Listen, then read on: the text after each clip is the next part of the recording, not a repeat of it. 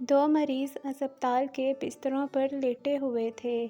ایک شخص بیٹھنے کے قابل تھا۔ اس کا بستر کمرے میں موجود کھڑکی کے پاس تھا، جبکہ دوسرا شخص پورا دن اپنے بستر پر لیٹ کر گزارتا تھا۔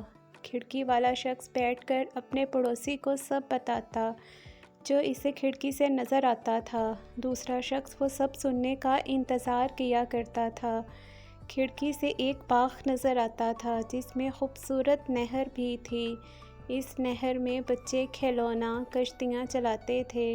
منظر بہت دل فریب تھا۔ کھڑکی کے نزدیک والا برابر لیٹے ہوئے شخص کو تمام تفصیلات بتاتا اور لیٹا ہوا شخص تصور کی دنیا میں کھو جاتا تھا۔ ایک دن نرس کمرے میں داخل ہوئی اور کھڑکی والے شخص کو مردہ پایا۔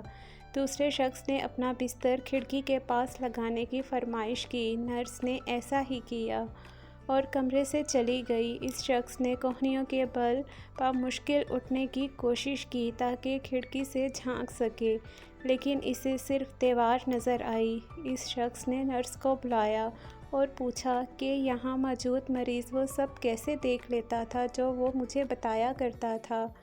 نرس نے بتایا وہ شخص نابینا تھا اور یہ دیوار تک دیکھنے کے قابل نہیں تھا۔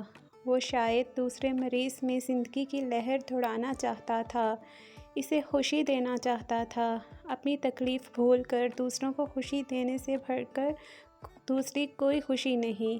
خوشی بانٹنے سے بڑھتی ہے۔ آپ بھی دنیا میں تھوڑی سی خوشی کی وجہ بن کر اس دنیا کو مزید بہتر بنائیں۔